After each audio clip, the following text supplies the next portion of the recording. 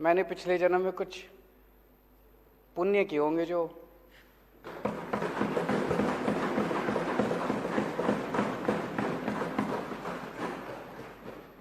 ऐसे deputy CM और शिक्षा मंत्री मिले।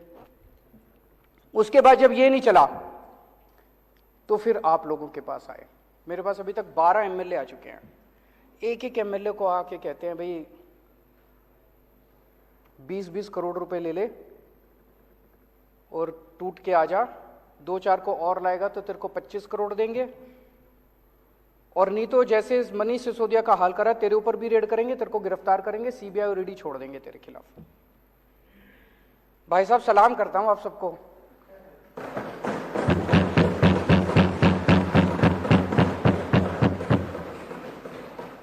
कोई नहीं टूटा, एक भी नहीं तोड़ पाई अभी तक। सारे आरोप झूठे हैं इनके। तो जो पता चला उनको एमएलए को इन्होंने कहा भाई 40 एमएलए हमें चाहिए, 40 एमएलए तोड़ने हैं, 20-20 करोड़ रुपए एक को देंगे। 800 करोड़ रुपए इन्होंने कहीं रख रखे हैं दिल्ली में। ऑपरेशन लोटस दिल्ली इस नाम से चल रहा है, ऑपरेशन लोटस दिल्ली के नाम से इनका पूरा ये ऑपरेशन है। 800 करोड़ रुपए इन्होंने कहीं रख रखे हैं 20-20 करोड़ के हिसाब से। सब ये पूछ रहे हैं कि ये 800 करोड़ रुपए कहाँ हैं, किसके हैं। आज इस सदन में मैं बताऊंगा ये पैसे किसके हैं। आज मैं खुलासा करूंगा ये 800 करोड़ रुपए किसके हैं। लोग बता रहे हैं जी गुजरात के, पहले अभी थोड़ी देर पहले खबर आई है, एलजी साहब ने अब स्कूलों पे भी इंक्वायरी शुरू कर दी। तो कह रहे हैं भाई स्कूलों के बेसिकली तो रोकना है, स्कूल रुक जाएं, अस्पताल रुक जाएं, जितने अच्छे काम हो रहे हैं वो रुक जाएं, जनता को तकलीफ हो रही है। तो सब कह रहे हैं ये गुजरात की वजह से हो रहा है। गुजरात में जैसे जैसे हमारा ग्राफ बढ़ता जा रहा है, पागलपन छाया हुआ गुजरात में। लोग दुखी हो चुके हैं इन लोगों से। जहां जाते हैं हर गांव, पूरे के पूरे गांव आम आदमी पार्टी के साथ जोड़ते जा रहे हैं गुजरात। किसी ने सोचा नहीं था। लोग तो कहते थे इनका गढ़ है, कोई गड़बड़ नहीं है, गढ़ टूट रहा है, इनका किला ढह रहा है।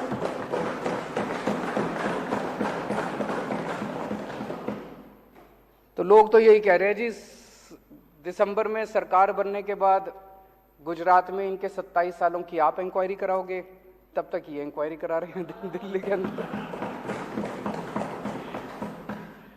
अगर आज हम गुजरात चुनाव अनाउंस कर देना भाई गुजरात चुनाव हम नहीं लड़ेंगे, ये सारी इंक्वायरी बंद हो जाएगी, सारी ईडी बंद, सीबीआई बंद, सब खत्म। उसी की वजह से हो रहा है ये। कई सरकार गिरा चुके अभी तक ये देश में। गोवा की सरकार गिराई, कर्नाटक की सरकार गिराई, महाराष्ट्र की सरकार गिराई, असम की सरकार गिराई, मध्य प्रदेश की सरकार गिराई, बिहार की सरकार गिराई, अरुणाचल प्रदेश की सरकार गिराई, मणिपुर की सरकार गिराई, मेघालय की सरकार गिराई। शहर में एक सीरियल किलर आया हुआ है जो एक के बाद मर्डर करता जा रहा है, एक के बाद एक मर्डर करता जा रहा है। जनता सरकार चुनती है, ये सरकार गिरा देते हैं। मतलब जनता को तो रौंद रखा है। महाराष्ट्र में जनता ने एक सरकार चुनी, गिरा दी। गोवा में जनता ने एक सरकार चुनी, गिरा दी। जनता के पीछे पड़े हैं और सब जगह पैटर्न एक ही है। अभी जैसे महाराष्ट्र में भी हम लोगों ने देखा, जितने टूट के इधर से उधर गए, बताते हैं सबके पीछे सीबीआई ईडी पड़ी थी। सीबीआई और ईडी उनको बुला रही थी, जैसे वो इधर से उधर गए सीबीआई ईडी के केस बंद। सेम पैटर्न हर जगह यही चल रहा है। पहले ये सीबीआई और ईडी के केस लगाते हैं 4-5 के खिलाफ, तो दूसरे वाले सारे डर के, जिन्होंने गलत काम कर रखे होते हैं, वो सारे डर के फिर उनको मैसेज भेजते हैं भाई तुम्हारा भी यही हाल कर देंगे तुम, तो सारे इनके पास आ जाते हैं, फिर ये तोड़ लेते हैं, फिर ये सरकार गिरा देते हैं। सेम पैटर्न है। वो जो सीरियल किलर का पैटर्न होता है, आपने वेब सीरीज देखी होंगी आजकल काफी आ रही हैं, जैसे सीरियल किलर का पैटर्न होता है ना, वैसे उसी पैटर्न, सेम पैटर्न है। यही पैटर्न इन्होंने दिल्ली में किया कि सीबीआई ईडी भेजी, पहले सत्येंद्र के खिलाफ भेजी, फिर मनीष के खिलाफ भेजी। अब आपको डरा रहे हैं कि तुम्हारा भी यही हाल कर देंगे, सत्येंद्र वाला हाल कर देंगे, तुम्हारा मनीष वाला हाल कर देंगे। डरा के ये दिल्ली में आम आदमी पार्टी को तोड़ना चाहते हैं। लेकिन हमने कुछ गलत कर ही नहीं रखा, तो हम सीबीआई और ईडी से क्यों डरे? हम कहते हैं कर लो, हमें जेल जाने से डर नहीं। सारे इनमें आधे से ज्यादा तो जेल जा चुके, तो कर लो, जो करना कर लो, हमारे को क्या फर्क पड़ता है। अभी तक 277 एमएलए खरीद चुके हैं ये लोग। 277 एमएलए पिछले कुछ सालों के अंदर ये लोग खरीद चुके हैं। दिल्ली में अभी रेट 20 करोड़ का था, महाराष्ट्र में सुनते थे 50 करोड़ है, दिल्ली वालों को पता नहीं क्यों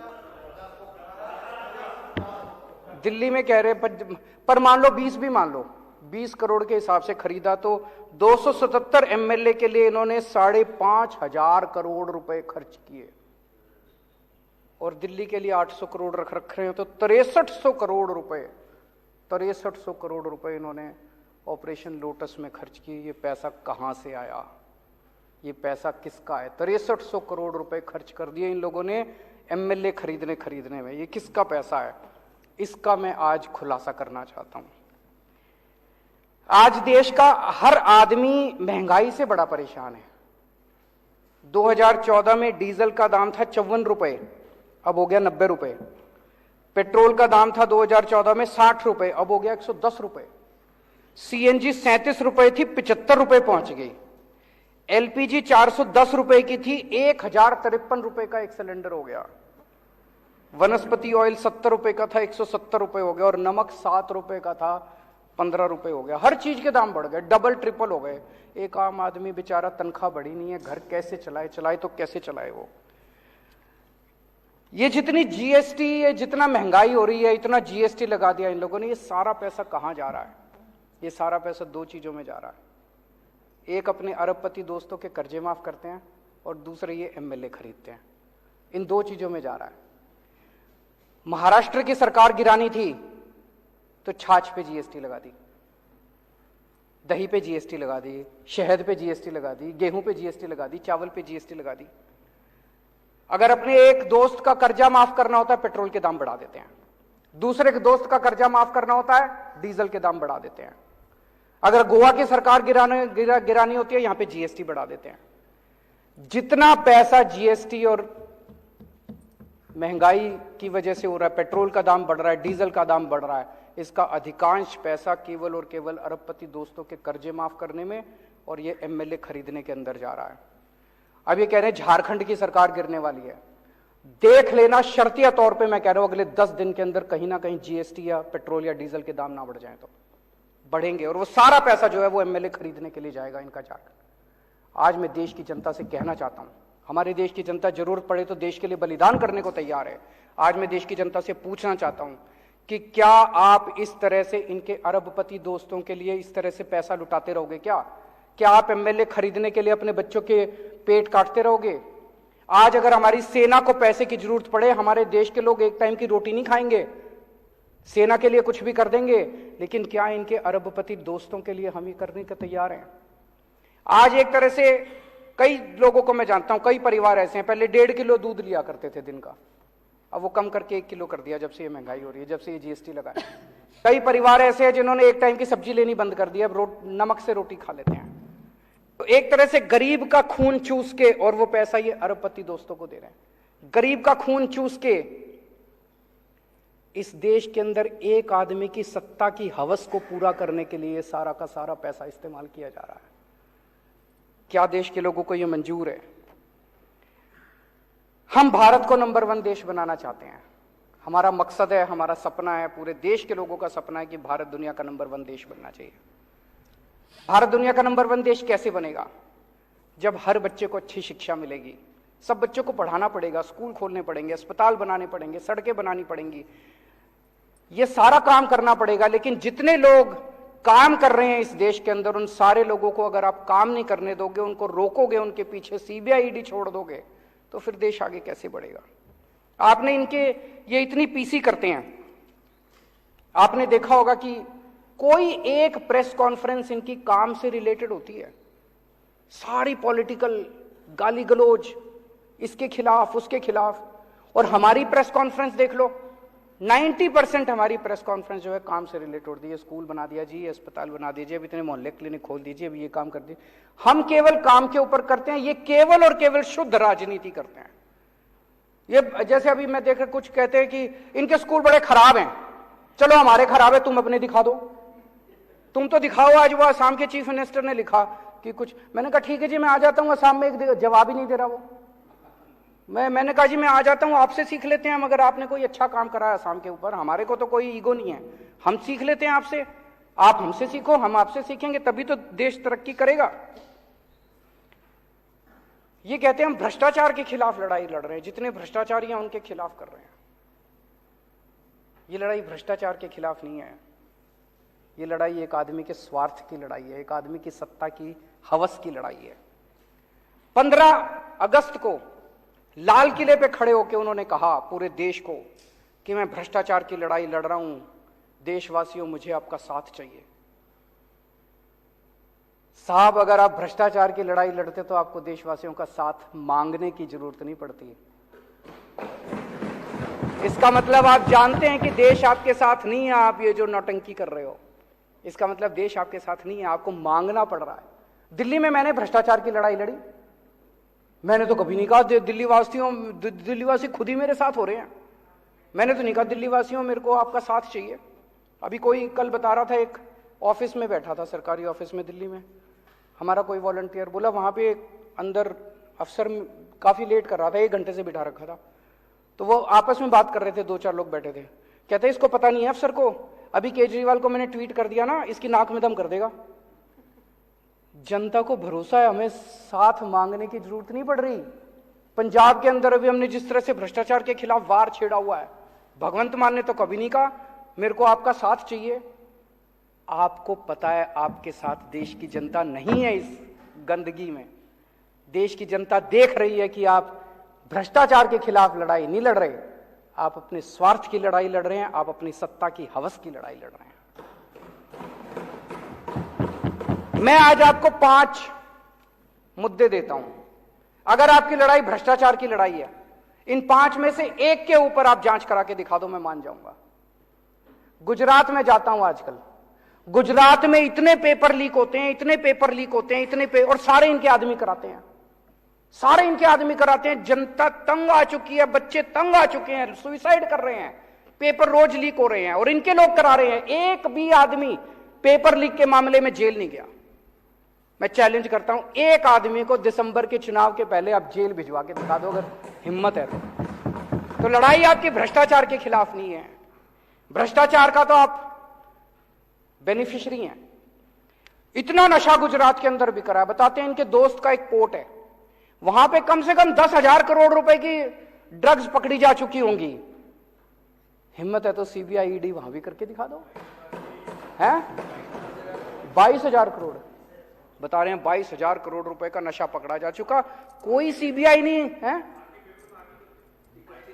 22,000 करोड़ रुपए की इनके दोस्त के यहां नशा पकड़ा गया, कोई सीबीआई नहीं, कोई ईडी नहीं, चोर यही नजर आता है इनको।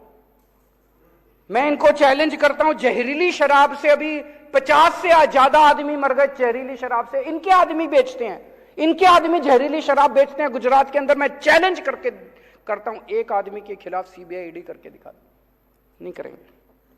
अभी साहब बुंदेलखंड एक्सप्रेसवे का उद्घाटन करने गए, प्रधानमंत्री बुंदेलखंड एक्सप्रेसवे का उद्घाटन करने गए, उद्घाटन करने के 5 दिन के बाद वो धंस गया। इससे बड़ी बेइज्जती नहीं हो सकती देश की, इससे बड़ी बेइज्जती देश की नहीं हो सकती। मेरे यहां अगर कोई होता ना दिल्ली में, ऐसी तैसी कर देता मैं उसको, और इन्होंने कोई एक्शन नहीं लिया। उसके खिलाफ सीबीआई ईडी नहीं, बता रहे हैं उसको 2 और 4 ठेके और दे दिए, बड़ा शाबाश, बहुत अच्छा काम किया, उसको 4 ठेके बता रहे हैं और दे दिए। बुंदेलखंड एक्सप्रेसवे धंस गया, उसकी कोई सीबीआई ईडी नहीं है। 10 लाख करोड़ रुपए के कर्जे जिनके माफ करे, 10 लाख करोड़ रुपए के अपने अरबपति दोस्तों के इन्होंने कर्जे माफ कर दिए। उसमें कई लोगों ने बीजेपी को चेक में डोनेशन दे रखी है। इससे बड़ा सबूत रिश्वत का हो सकता है? भाई तुमने उससे डोनेशन ली और डोनेशन लेके उसके कर्जे माफ कर दिए, इससे बड़ा रिश्वत का सबूत क्या होगा? हिम्मत है तो जरा सीबीआई ईडी, 5 केस दे दिए मैंने आज, कहोगे तो और 50 और दे देंगे। तो लड़ाई भ्रष्टाचार की नहीं है, लड़ाई स्वार्थ की है, लड़ाई सत्ता हथियाने की है, जनता को तंग करने की है। पिछले कुछ दिनों से ये चल रहा है कि इन्होंने इतने आदमी इतने एमएलए तोड़ लिए, इतने एमएलए तोड़ लिए, इतने। मेरे पास कई फ़ोन भी आ रहे हैं लोगों के कि जी सब ठीक है ना, 2-4 कितने गए, बहुत फ़ोन आ रहे हैं मेरे पास। तो अध्यक्ष महोदया, मैं इस सदन के अंदर कॉन्फिडेंस मोशन लाना चाहता हूं दिल्ली की जनता को दिखाने के लिए कि उन्होंने जिन लोगों को चुना है वो एक एक हीरा है। ये मर जाएंगे, कट जाएंगे, लेकिन ये टूटने वाले नहीं है। एक भी आदमी नहीं टूटा। कॉन्फिडेंस मोशन इस सदन के अंदर लाना चाहता हूं ताकि जनता के सामने ये साबित हो जाए कि बीजेपी का ऑपरेशन लोटस दिल्ली में आके ऑपरेशन कीचड़ बन गया। बहुत बहुत शुक्रिया।